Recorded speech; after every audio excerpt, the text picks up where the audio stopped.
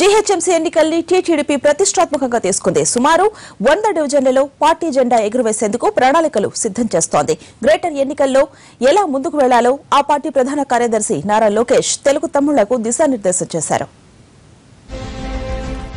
Greater ఎన్నికలకు TDP సర్వసన్నద్ధమవుతోంది. కనీసం 100 సీట్లు కైవసం చేసుకునేందుకు గట్టిగా ప్రయత్నాలు మొదలెట్టింది. గ్రేటర్లో ఎన్నికల కోసం తమ్ముళ్లను సిద్ధం చేసేందుకు పార్టీ యువనేత రంగంలోకి దిగారు. లోకేష్ నేతృత్వంలో గ్రేటర్ నేతలు కార్యాచరణ కూడా సిద్ధం చేశారు. ఈ నెల 17న గ్రేటర్ ఎన్నికలపై డివిజన్ స్థాయి నేతలతో సమావేశం నిర్వహించనున్నారు. 22న గ్రేటర్ పరిధిలోని 24 నియోజకవర్గాల్లో ఒకే రోజు జెండా పండుగ నిర్వహించాలని నిర్ణయించారు. అనంతరం అధ్యక్షుని చేతుల మీదుగా ఈ నెల 28న సుమారు 35,000 మందితో బహిరంగ సభను నిర్వహించాలని నిర్ణయించారు. జీహెచ్ఎంసీ ఎలక్షన్స్ గురించి ఎట్లా చేయాలనేది చర్చించడం జరిగింది. మరి 17వ తారీఖు నాడు మరి డివిజన్ వారీగా 150 డివిజన్ ప్రెసిడెంట్లు ప్లస్ కోఆర్డినేటర్ సమావేశం ఏర్పాటు చేసుకుంటాం.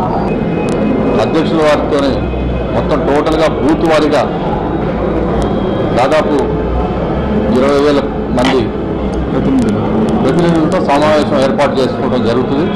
అధికార టీఆర్ఎస్ ఇప్పటికే మైండ్ గేమ్ ప్రారంభించిందని, వార్డుల రిజర్వేషన్లు ఖరారు కాకపోయినా, అభ్యర్థులను ప్రకటించకపోయినా ఏ ప్రాతిపదికన సర్వే చేశారో చెప్పాలని టీడీపీ డిమాండ్ చేస్తోంది. మంత్రిగా ఉన్న కేటీఆర్ ట్విట్టర్ ద్వారా తప్పుడు ప్రచారం చేయడం తగదని టీడీపీ నేతలు అంటున్నారు. గ్రేటర్లో ఎలాగైనా గెలిచేందుకు ఇప్పటి నుంచే కసరత్తు చేస్తున్న తెలుగు తమ్ముళ్లు పార్టీ నియోజకవర్గ ఇన్ఛార్జీలతో పాటు డివిజన్లకు సైతం కోఆర్డినేటర్లను నియమించింది. అటు అన్ని డివిజన్లలోనూ మిత్రపక్షమైన బీజేపీతో సమన్వయం చేసుకోవాలని నిర్ణయించారు. మేము 100 సీటు గెలుస్తాము, టీడీపీ వాళ్ళు 11 సీటు గెలుస్తారు, బీజేపీ వాళ్ళు 10 సీటు గెలుస్తారని చెప్పి తప్పుడు సర్వేలు చేపించి మరి దాని ప్రచారంలో తీసుకొచ్చి మైండ్ గేమ్ వేసి ఆడే ప్రయత్నాలు చేస్తోంది.